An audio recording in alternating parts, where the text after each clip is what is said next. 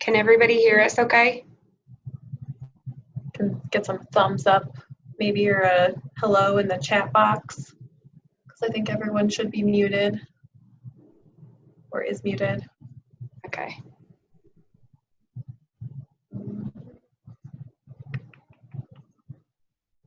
We're gonna wait just a couple minutes. I know we had around 18 folks registered, and we have, quite a few more supervisors. So we'll just wait like a minute or so, and then I just will send a copy of the slides out via email, because I know some folks are able to only join us on the phone. So I will do that while we're waiting. Thank you so much for joining us all today. I should say I will do that as soon as my computer cooperates with me.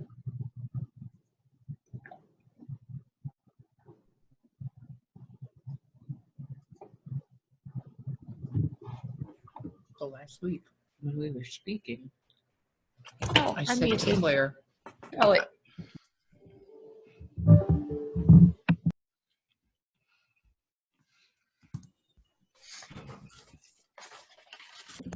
All right.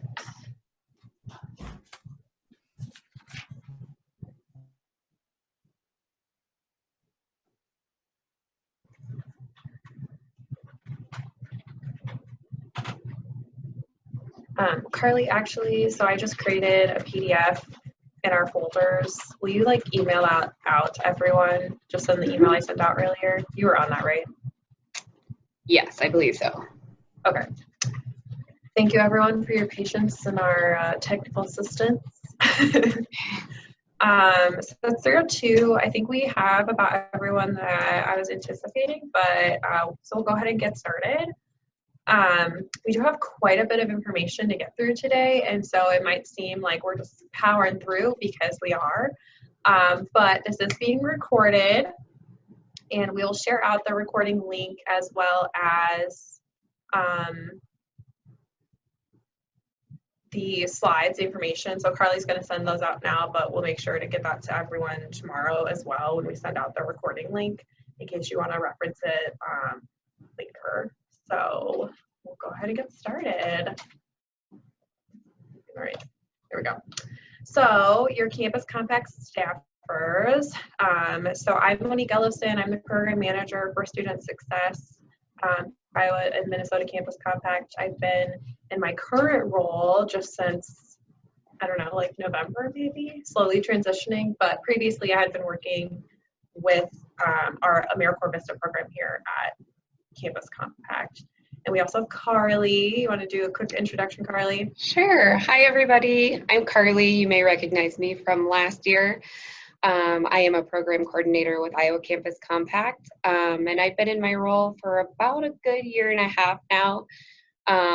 When I had started previously, it was right before we had started the summer reading course, so that was kind of my first gig here, and just going on year 2 here. So good to have everybody. I recognize a lot of the names, so good to have y'all back, and good to see some new faces too. Yes. Not on the call with us today, but still a part of our dynamic team here is Isaac Newsom Jr., who's our new program coordinator.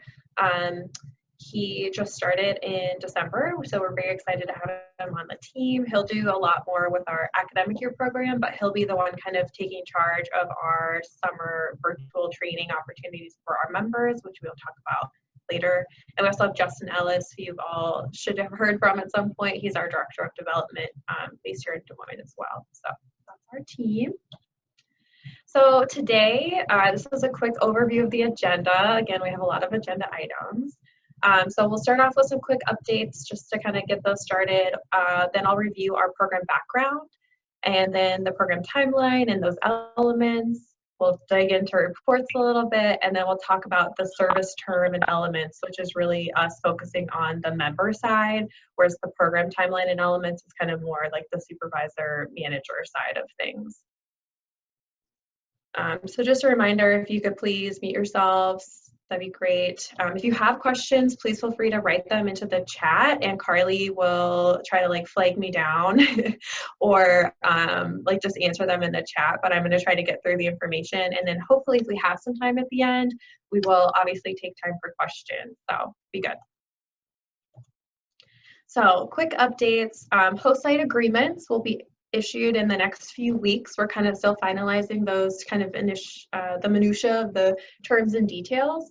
And then invoices will be issued until later. So we will not plan to issue those until you actually have a member recruited. But those will be coming from Carly.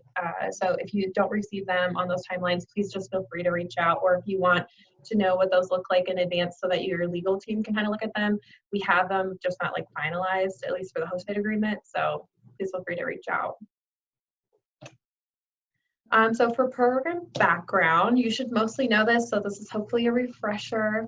But for Iowa and Minnesota's Campus Compact, our mission is that we want to strengthen the capacity of colleges and universities to really get at that civic purpose, that public purpose of higher ed. And we do that within our network across Iowa and Minnesota now, with 58 campuses. We also now work obviously with community partners and affiliate program, but we work to educate students as well as kind of developing the staff administrative side of colleges and universities. So that's kind of our bigger picture of our organizational purpose and mission. AmeriCorps is this national network national network of service programs. There's 3 primary programs. We are in the state and national program. And there's also AmeriCorps Vista, which was the original AmeriCorps. And then we have AmeriCorps NCCC. I'm not going to kind of go into those, but just know this is a large network. AmeriCorps has been around for like 50 some years now. Vista has been around since the 60s. So very exciting stuff. And we always try to remind our AmeriCorps members that, you know, even though they may be just serving in their local community, they're really part of this bigger coalition across the country that's like trying to, you know, give back to their communities and make a positive impact in their communities. So it's very exciting. So this is kind of just the org chart for how this is working. So the Corporation for National Community Service is the federal agency that oversees all AmeriCorps grants, and they have now a regional office structure. So our regional office, we're in the Midwest region, is out of Kansas City.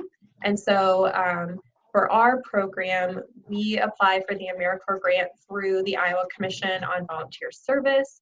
And then you all obviously apply through us to host folks locally. So that's just kind of the org chart as you kind of go up. And there's the other 2 AmeriCorps programs that I just mentioned. So kind of our cute little family tree, if you will. So for Summer Reading Corps, this is our program. We're actually in the 2nd year of this program. We kind of piloted it 3 years ago, but this is the 2nd full running year of the program. And so we're really trying to improve those campus community partnerships that I mentioned earlier through these AmeriCorps positions that are focused specifically on summer literacy and summer learning loss.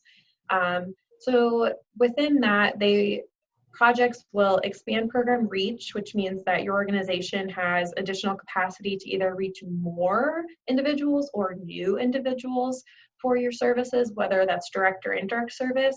And then that's also supporting campus community partnerships or relationships. Obviously, everything that y'all are doing is fitting in, otherwise you wouldn't be on this call today. But we're definitely really excited. I think that even though this program has a very kind of narrow focus in relation to what our other AmeriCorps programs do on literacy, there's still such a wide variety of what everyone is able to do that I think it really speaks to the power of like our network and of what we're doing across the state of Iowa to really make a true and positive impact in people's lives. So moving right along to our program timeline and elements. So this is kind of our phase 1, and I call it phase 1 because this is kind of like before we have members to kind of work with, before the projects are actually running. So this recruitment is starting now. We will host a separate recruitment training, and I'll talk about recruitment just a little bit later. But so recruitment is kind of our first thing, position descriptions, candidate interviews and selection, and then your recruitment deadline. So this is just kind of, again, the timeline. I'll go into each of these here now. So position descriptions, or PDs, are kind of the roadmap for what your AmeriCorps member will be doing. We will work directly with you as a Campus Compact staff to kind of finalize that PD and really flesh out what are those service activities that they're allowed to do or are planning to do.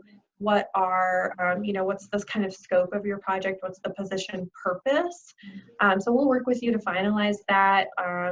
Probably when we send out your host site agreement, it will include kind of our draft of what you had submitted with your program application, of like recommendations, edits, changes, questions to what you had submitted in that initial position description. Please note this year something new is that final versions of your PDs are due Wednesday, April 8th. So we have about a month to kind of flesh that out. But again, everyone in your application materials, you had a really good idea and a really good start to what it is that your folks will be doing. And so the reason we have this due date is that we really want to have that kind of done so that when your members are starting and we're like issuing like member service agreements and all of those things, it's just an easy flowing thing. Obviously, after April 8th, if there are some tweaks and changes here and there, that's fine. Even during a member service, we can kind of tweak and change things as needed. But again, we really want to push to have those as final as possible by April 8th.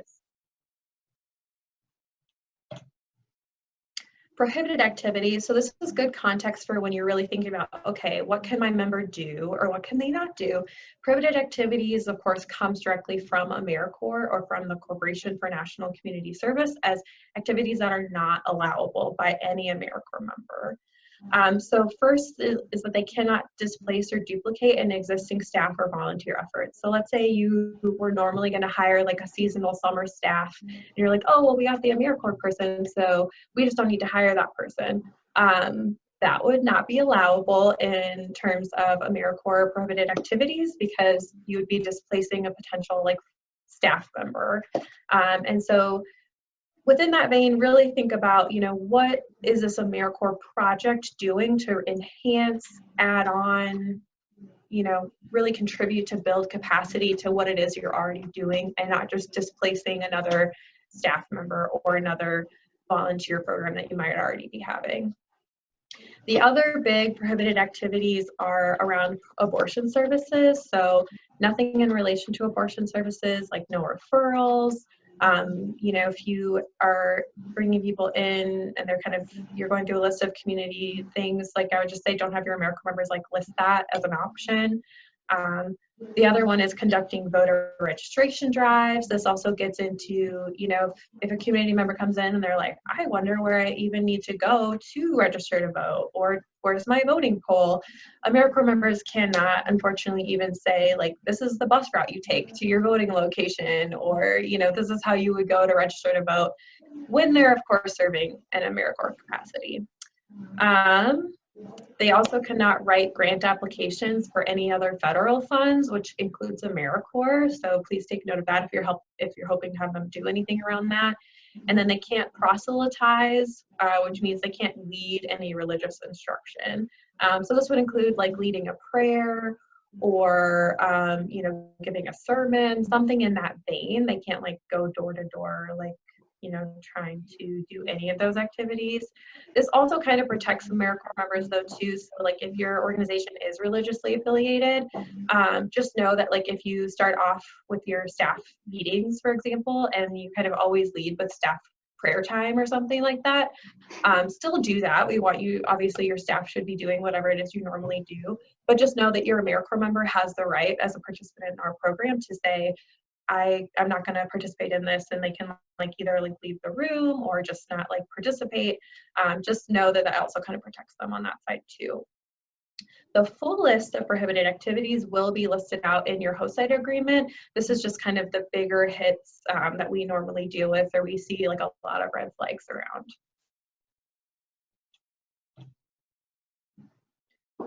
So recruitment, so we will be hosting, like I mentioned a little earlier, training specifically on recruitment actually this Friday. I realize that may not be a lot of time for y'all. So in case you're unable to attend, we will be recording and sharing out that information for later. And Carly and I are of course available to kind of do some one-on-one talking about recruitment, but just know we are not going to really dig that much into recruitment now. And so if you have a lot of questions or concerns, I'll go through like the highlights right now, but that's really going to be that training on Friday where you can like dig in and really figure out like what your effective strategies are and things like that. So this is the overall recruitment process. So I've listed it out as like these 5 steps and then a suggested timeline, as well as kind of responsibilities of the host site and then what our responsibilities are as a program. So step 1, you're going to promote your position and kind of be accepting applications. We recommend you do that now through early April. So please know, as much as I would love to, I do not have a binder full of students for you to just kind of give you an AmeriCorps member. I would love that, honestly. So this is really important that y'all really understand. We rely on you to be the primary recruiter for your organization because you're the one who knows most what you need, like what the right personality is, what your work culture is, what the skill set is that you need. We also find that most often recruitment is most successful when you actually recruit within your own community. So whether that's like, you know, local community members who are maybe away at college and come home for the community, or they're either like current college students in your community, like that. So that's why we really push that y'all are the main promoters, y'all are the ones accepting the applications directly. We don't really do any of that because we just don't have the capacity, but we also wouldn't be able to really speak to like what you need with your site. Again, we can kind of help provide some structures within that, but ultimately it is most successful when it comes from y'all and not us.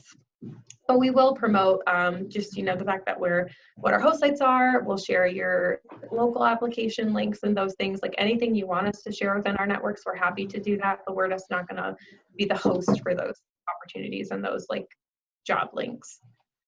The second step is screening. So as you kind of get applications in, review them, invite candidates to interview. You don't have to wait until, you know, an application deadline. You can kind of do it rolling, or you could have a firm set deadline if you want. I know for folks on the call that are with the Grinnell program, they have a set timeline, and I tried to mirror that here, but so it might sound a little different than what you can do with Grinnell's program. But just know that screening should all come from you all as a host site. Then we move into interviews. So you'll interview your candidates, go through what your own policies are, either, you know, how you would regularly hire a staff or regularly bring on a volunteer. We can give some example interview questions and AmeriCorps information to help with that process, but it should really be, you know, just feel like it's another part of what y'all are doing locally within your own organizations. Then, of course, you'll select someone. So you will be the ones making the final selection of your members and extending offers to those individuals. And we can give an example. I didn't provide this, but we can give an example of like what an offer would look like. I know Grinnell have that as well. And then the last stage is nominating them. So nominating them just means you're notifying us as program staff that you have offered a position to someone, they have accepted, and you're just going to give us basically their contact information. Instead of you just emailing that, because we have such a large program, we're going to create a candidate nomination form where you're just going to provide in an online format the person's name, email, and phone number. I'll make sure we'll send that out, that you have it, but that nomination deadline is May 1st. So I know this says suggested timeline, but May 1st is an actual deadline, and we will make sure you have that in a calendar invitation with the link and all of that. So, but once you nominate them, that will kind of prompt us to reach out to them, get all the information we need, get them integrated into not only the AmeriCorps system, but our like HR system and all of that. So that's kind of what will prompt that process. So again, very brief, but this is kind of the different sections of recruitment.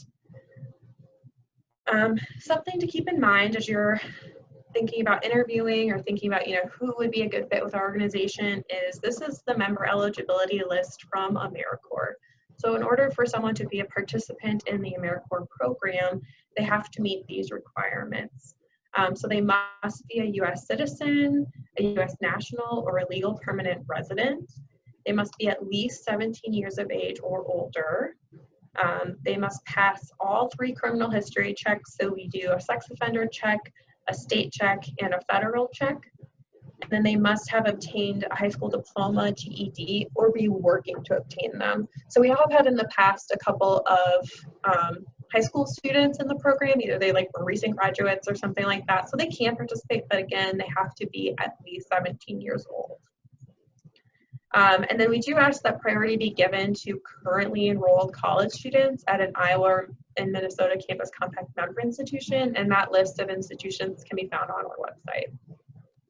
But again, at the end of the day, we want you to have the right person, and so that's just, we want you to give preference. But if you're really looking at it and you're like, okay, we have someone with equal qualifications and one is a student at a member institution of Campus Compact and one isn't, but you want to go with the person who isn't because you value their past experiences, or you think they have a really good energy that would vibe with your work culture, that's all we ask, is that you just at least consider it and kind of pause and really just go then with who you think would be the right fit for who you need in that position over the summer.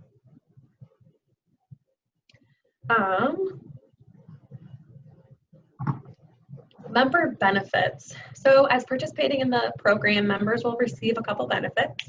The biggest 2 are that they will receive a living allowance. Right now, that amount is set at around $2,450 for the entire 9 weeks, which would be distributed in equal payments every 2 weeks. That does have a possibility of going up. So as soon as we know more, we'll let you know, but we're thinking it could potentially go up to $3,000, but we'll see. But this is for sure what we know is approved right now.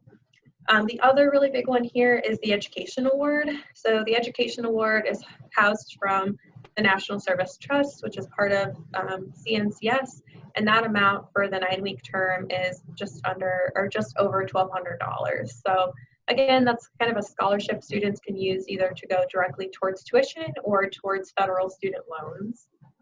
The other kind of benefits that members receive is obviously they'll be getting some professional development from us within, our program orientation that we'll be holding, and those opportunities we'll be hosting throughout their term. Virtual opportunities, I should say. And then obviously when they're on site with you, they'll be developing some skills and professional development from your own organizations and working with your own communities.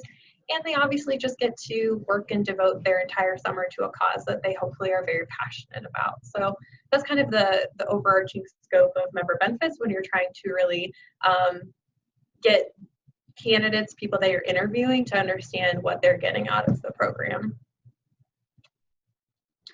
All right, phase 2. So here we have the recruitment deadline, which is May 1st. Again, the recruitment deadline is really when all your members should be recruited, which means offers have been extended and accepted, and the background enrollment paperwork, it says submitted here, but that's when we'll reach out and start getting all of that paperwork processed. Pre-service orientations, we have 3 different dates: service dates, or start dates really, and then reporting and final program reporting. So again, we're going to go into all of this here now. So for supervisor responsibilities, this is just kind of overview. So we talked about recruitment, but we also kind of expect and we'll work with y'all on, to provide local on-site training for what your member needs. So when we do our orientation, we'll of course go through what we need them to know, we want them to know, but we also know and expect that y'all will have your own kind of trainings and orientations that you'll need to be doing. Communication is key. We really value you as partners, and we're not on the ground locally in each individual community, and so we really act that you're not only serving for your AmeriCorps member as kind of the advocate and liaison between the rest of your organization as well as us as an AmeriCorps program, but also that you're communicating with us in a timely manner about, if there's any concerns that you have, or if someone's not showing up regularly. Like, we just really appreciate when we try to do more communication than less, because that's the only way that we can really know what's happening and what support a member or you might need throughout the program experience. And lastly, reporting. So again, we're going to go through all of these here. We will be doing some additional supervisor trainings. So we have the recruitment one this Friday. The next one that will be coming up is next week, about creating a work plan. So that's just kind of translating your position description into, okay, what are you going to be doing? What are some metrics? So creating work plans, planning an intentional orientation, which we just talked about, that's in April. And then the last one of that series will be effective supervision. These are not required. I do, however, strongly recommend that you participate in these. Each of these will be recorded and we will be sharing them out to everyone along with the materials that are provided during those. So just know if you can't make it, it's okay, but we really do encourage you to attend any of these that might be of interest to you, because they're going to really dive into stuff we don't have time to get through today. Reports. Everyone loves reports, right? So the first kind of report, which isn't really a report, is timesheets. So timesheets are due every 2 weeks. AmeriCorps members will submit timesheets and then you will approve them. So we use a system called Encore for our timekeeping system. And so just keep in mind for these timesheets, they should not reflect any time off. Sick leave or personal leave or vacation should not be counted in the 300 hours of service. We don't have any PTO or paid time off equivalent in AmeriCorps, unfortunately. So just something to keep in mind and keep an eye out for. As it gets closer, we'll go through with the members and with y'all. We'll give you that specific training, but I just wanted to highlight that these are technically, the reports are part of that reporting structure that we'll be doing throughout the program. This is kind of a time shot of our Encore timekeeping. So the reporting period is every 2 weeks and it goes from Sunday to Saturday. And then the member due date is always on a Monday. Supervisor due date is technically no later than like 2 days after that Monday. So I listed on here like the Wednesday after the member due date. But it's really important for this is that hours should only be submitted during a member's term dates. We have set it up so that your members' end dates all end with the last day of the timesheet or the pay period. So they shouldn't be able to enter any hours after their term ends technically. So and then for your start date, the member's start date, they won't have the option or be able to, even if they start halfway through a pay period, to like submit hours before their actual start date. So we hopefully set it up for success that way, but just wanted to let you know why it kind of goes through like that Saturdays, because that's the last day of the timesheet. Narrative reports. So these are what members will submit to us as program staff. And we really use these as kind of a reflection tool to help us understand, since we're not with the member every day, like most of you will be. We just want to know, like, you know, what are they getting out of the program? What did they learn from our program orientation? Is there anything we can be doing as a larger program to kind of help support them either during their service or after their service? So this is just kind of what we use. They shouldn't honestly take more than like 15 to 20 minutes to complete. They're not super involved. They're just more like, you know, what challenges have you experienced? What are you learning about yourself? Like, what are your professional development goals? Stuff like that. So we'll have 3. So we'll have an initial one, which will be more abbreviated. It'll be due a week after their first day. And that's just for us to kind of check in and do a formal, did you receive an on-site orientation from your supervisor? Did you, do you have any immediate questions? Things like that, where it's just kind of an initial check-in. So we kind of have that information as a program.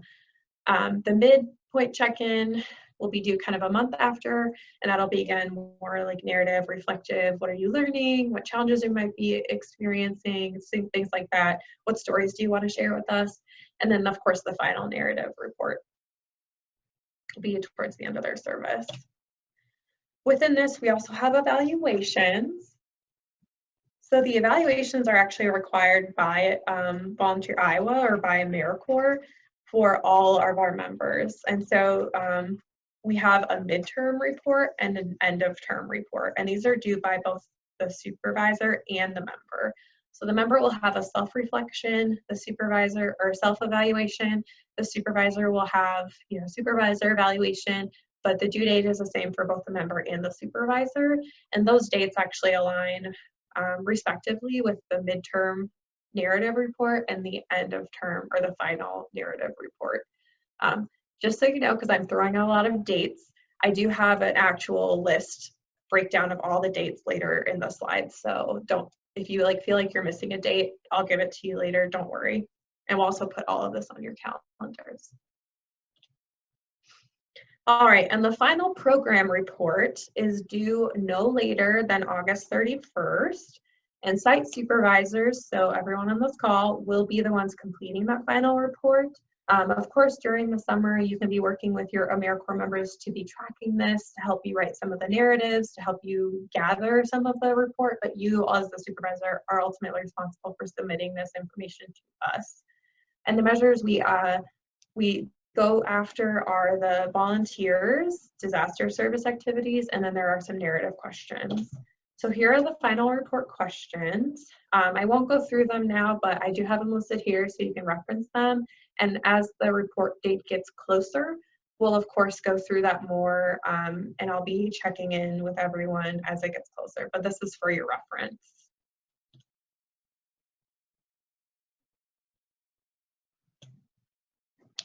All right, so service term and elements. So the big one here is pre-service orientation. That's the first part. So PSO, or pre-service orientation, we have 3 different dates. So May 16th, we'll be hosting one in Cedar Rapids, and then May 21st, we'll be hosting one here in Des Moines. We will also be hosting one May 22nd in Grinnell, but that is for the Grinnell program only. So pre-service orientations are mandatory for all Summer Reading Corps members. So when you all submitted your program application, you selected a date. I think the only person or the only site who didn't get what they requested in the application, I think, was Algona Library. And so Carly and I are going to work with you individually to figure out which one, because we like to do these as a group because they're a great bonding experience for the program, for everyone in the program, the members. So that's why we're trying to do it where we have groups of people. Supervisors are not required to attend. In fact, we encourage you not to. We won't be able to provide lunch for y'all like we are for the members. It might be it can be kind of weird to have supervisors in the background. So just know that, at least for our program. And then you should confirm with all of your applicants if they are available, or that it's a requirement as part of their service that they attend this pre-service orientation. So please make sure you're doing that. This is what we'll cover in the pre-service orientation. So we'll review the AmeriCorps prohibited activities. We'll review the AmeriCorps benefits in detail. We'll go through timesheets and payroll, all of that information. We'll also go through our program competencies, which I'll review here next. And then of course it provides members just a time to network, reach out to, not only people that they will maybe be serving with in their own communities, but also across the state. So we always find that members really enjoy kind of learning about and hearing about what other folks are doing, and they have a great time doing that. So our program competencies, this is just kind of a brief overview, but so this model is something that we're still kind of fleshing out, but is a part of what we're trying to do. So it really breaks down into these 3 things. So civic awareness, civic action, and civic agency. So civic awareness is getting at the notion of we want folks to be more aware of themselves, so of their identities, their lived experiences, their biases, things like that, as well as we want them to be more aware of the social inequities and social structures that exist. And so we see this as really a critical part of a service role or a service participant, because they're going into sometimes a community that isn't their own. They're going to be interacting with folks from different backgrounds than their own, most likely. And so we really want them to be reflecting on and learning about their identities and potentially like researching different community networks, researching community issues, things like that. The next is civic actions. That's where you're actually taking action to be part of a community, either short-term or long-term. So this, obviously encompasses like volunteering, could be like participating in or contributing to a community meeting, like a town hall or something. But taking action is kind of what our members are doing as part of their service. And the last one here is civic agency, where someone uses their own civic power, their own civic agency to kind of enact social change, either like in the community or within others. So that could be someone who's recruiting others to volunteer. They're kind of building their coalition. It could be someone who's organizing a community meeting or things like that. And so a lot of your members will be kind of in that agency role, but this is kind of the program model that we use to try to help folks think about, what are we trying to do as a program by hosting AmeriCorps programs like this. And so we'll be doing a lot of activities around this to kind of help reflect and get folks thinking. And we, of course, will be sharing what those activities are with y'all as the pre-service orientation gets closer, so that way you at least have the context. And we, of course, are happy to kind of go through what those are with y'all as well. All right, so part of the pre-service orientation or before the pre-service orientation is also background checks. So I mentioned earlier we have 3 that members have to do. This is required for all of our members, especially in this program, the Summer Reading Corps program. So there's the National Sex Offender Registry check and the Straight Criminal History check. Both of those will be done before your member comes to the pre-service orientation. We will be doing those as a program staff, and so we'll know before they even come or before they're accepted into the program officially that they've passed those checks.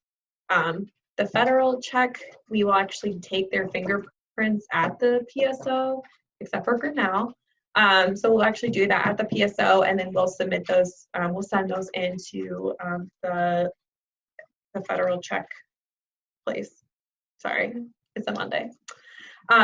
So yes, so the big thing with these background checks this year is that CNCS just changed their policy, or AmeriCorps changed their policy, so that now accompaniment has to be documented for any AmeriCorps members that have access to vulnerable populations, which they define as children who are under the age of 17, people who are age 60 or older, or individuals with disabilities.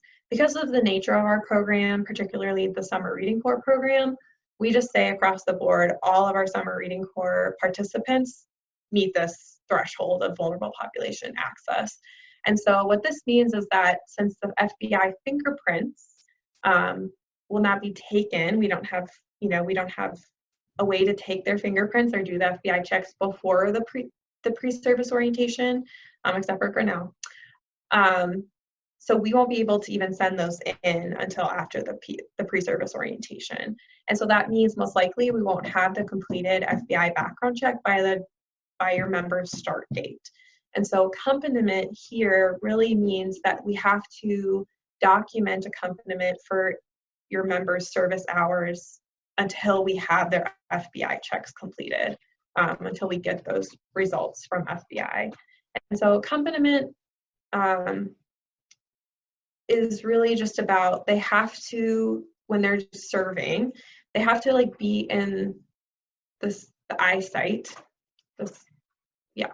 Sorry, I'm forgetting what the term actually is, but they have to be like in the line of sight of a supervisor. And the supervisor in this case, or the accompanier does not have to be you as the supervisor. It could be like another staff member, it could be another volunteer, but that person does have to meet certain requirements. So we have 3 different options. So we have, it could be an authorized Iowa and Minnesota Campus Compact staff person, or if you're in Grinnell, a Grinnell staff person who has previously been cleared for access. We have all gone through our own checks here as Iowa Campus Compact staff, so that's what we would do. Unfortunately, we won't be able to be at all of your service sites to be the accompanier, but that, in the rare circumstance where that is the case, we could count as a person who can accompany. The second option is probably more likely like what y'all are going to do.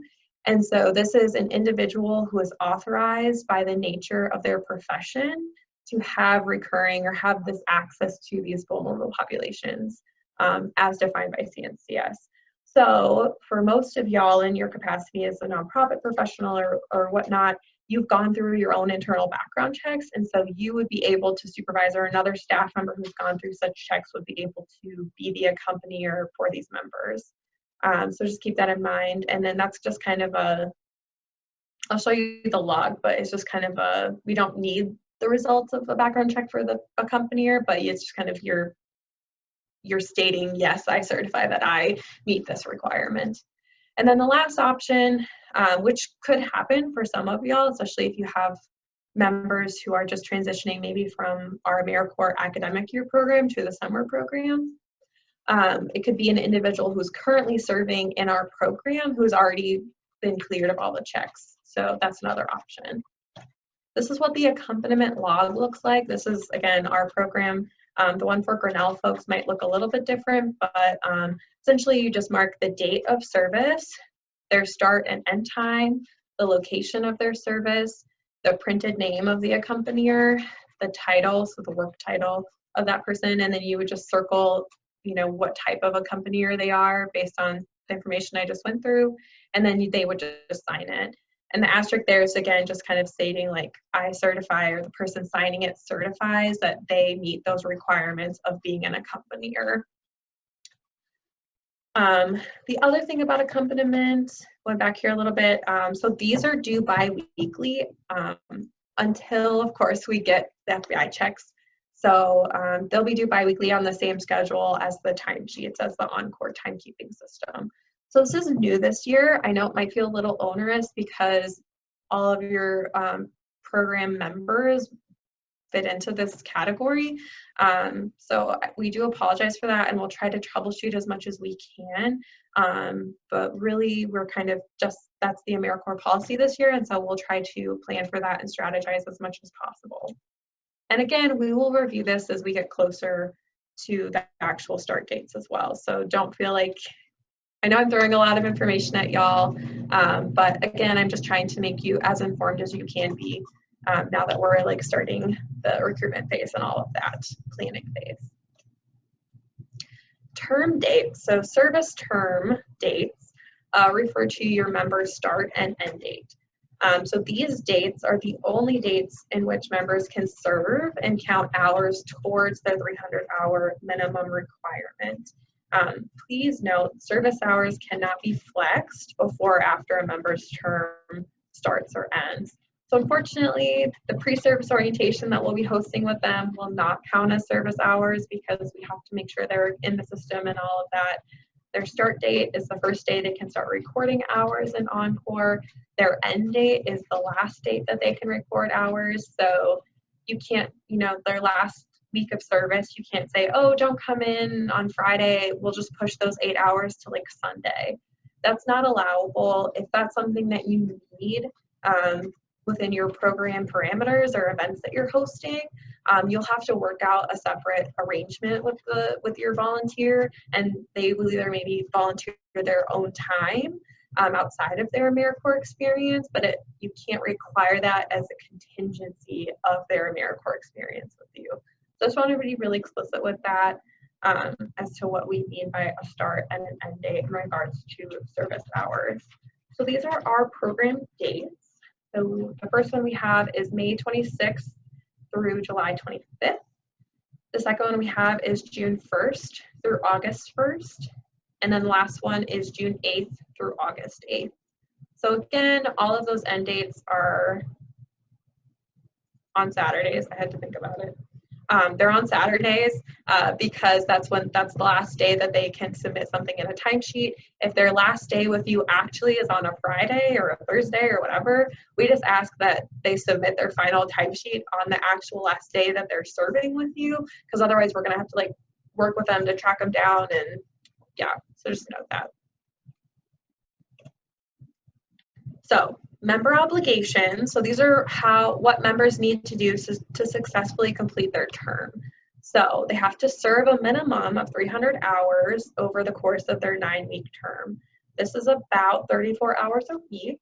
Again, this is not counting any sick leave, vacation, personal time, nothing like that. There's no PTO. We also recommend that members serve at least 5 to 10 hours over that minimum requirement, because we have had in the past some situations where people are right on the threshold. Maybe they're exactly at 300 hours, and then AmeriCorps later on, they're doing like a random audit, and they just look at, you know, a service activity or a date, and they're like, no, you can't submit hours that day. For some reason, they tend to have a very black and white view of what's allowed and what's not allowed. If a member drops below the 300-hour minimum threshold, their education award is at risk. And so we do not want that to happen. So we ask that you provide a little cushion. And so even though it's looking like 34 hours a week, we ask maybe that you cushion that a little bit, and we'll tell that to the AmeriCorps members as well. We want to ensure that their education award and their term of service is as protected as possible. Members must submit timesheets every 2 weeks. If 2 missing timesheets populate in our system, we'll reach out and be really proactive in saying, hey, why have you submitted timesheets? We'll reach out to the member, we'll reach out to you, because as soon as that 3rd missing timesheet populates, we just automatically have to start exiting them from the program, unfortunately. And that is more just so we have to prove that the member is actively serving, especially in this circumstance where members are receiving a living allowance. So we're going to be really proactive in that and work with y'all to make sure that timesheets are submitted on time. Members have to complete all of the program reports that we talked about, so those narrative reports as well as those evaluations. Complete their exit paperwork prior to exiting. We need that before they actually exit, before their end date. And then of course, completing all duties and tasks as are outlined in their position description, which is basically to say everything that you are requesting of them, they are completing. You know, if you give them a deadline, they're completing it by your deadline, they're going through, you know, they're following your local organization's code of conduct. All of those things are things that we expect of them as well. So our requirements and restrictions, AmeriCorps members must have at least 1 training hour.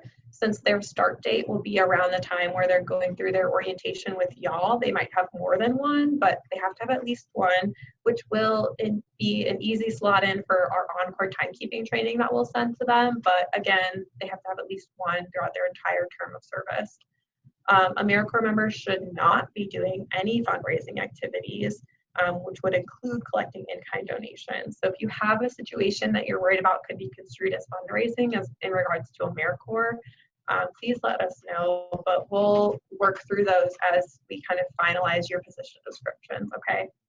And then lastly, AmeriCorps members should not serve more than 12 hours a day, 60 hours a week, or 200 hours in timesheet, which is every 2 weeks. The other thing they shouldn't do is have more than 60 hours of training, which is for their entire term. So the thing with training hours is that most of their service hours should be direct service, but the 60 hours of training is actually an AmeriCorps policy. And so just know members can serve 12 hours a day. We don't recommend that because, again, we want to be protective of their time and their energy and their, you know, resources. But they can. And so at the point where a member is serving 10 to 12 hours a day, just know we're going to need additional documentation to say like why that amount of hours was necessary on that day. And it could be we had a big community event. You know, we just have to document it. It's not that there is like anything wrong with it. It's just there's heightened scrutiny around it, but it definitely should not bleed into like 13 hours. 12 hours is the maximum a day. We will be hosting additional member professional development opportunities. These are going to be webinars, and these are optional for your members. We have not solidified the dates or times yet, but we're trying to be cognizant as we're building up what those dates are, what the calendar is of, you know, when your members are available. These will be recorded, and the materials and the recording will be shared out after, so that even if they can't participate in the live version, you know, they can still have access to all of that. But the 4 topics we're going to be covering are, you know, planning for your service term, so kind of helping them create their own work plan for success, which could be tied to their position description or tied to maybe some personal goals they want to get out of the experience. How to tell their story and raise awareness. So this will be kind of around like social media, like how to, you know, tell the story of your organization, what's your elevator pitch, stuff like that. Navigating difficult conversations. So a lot of times for our AmeriCorps members, especially for summer, they experience some difficulty communicating either with supervisors or with each other, and tensions can really come into play because it's such a short term and they're just kind of like in this 9-week thing and they're like, I don't know what to do. So we kind of talk them through some of those issues. And then the last one we'll be hosting will be about helping them translate their service experience into, you know, what their career aspirations are afterwards. So, you know, how to like capture their AmeriCorps service on a resume, how to integrate it into interview questions, or just thinking about, you know, how can you take your volunteer experience into your future career goals and stuff like that. So as soon as we have those dates finalized, we'll share it with y'all. Again, these are not required for your members, but we do highly recommend that they attend at least one, and that you give them the space to do so. And we'll try to be really cognizant of when we're scheduling them, but we can only do so much when we have such a big program. So, all right, we're getting to the end. Yay. Okay, so here, as I promised earlier, is the recap of our program timelines. So this is everything you hopefully need to know in regards to dates and things that are due, like line items. So I'm not going to go through this because, again, this is a recap. I will be sharing all of this later. We'll be sending out calendar invitations with the links and the forms that everyone needs, so you'll have it, but this is hopefully a one-stop shop for dates and things that are due and things like that. All right, last but not least, does anyone have any questions? I'm sure there's just a few. I know I've been seeing the chat box pop up here and there, so I appreciate y'all's patience as I kind of worked really hard to get through that information. But we do have time, so we'll go through some questions, and even we do have to end the call right at 4, unfortunately, but so if there's any lingering questions, just feel free to reach out to either me or Carly via email, and we'll of course be happy to answer any questions.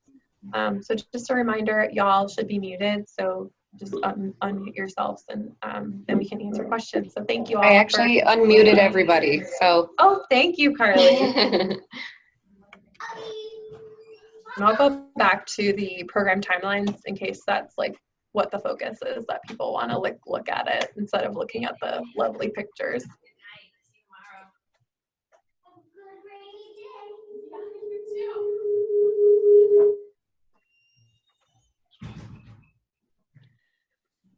All right, does anyone have any questions?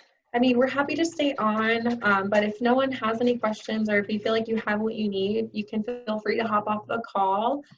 Carly and I will stay on up until 4, and then I know we have to hop off. But again, please feel free to reach out if you have questions.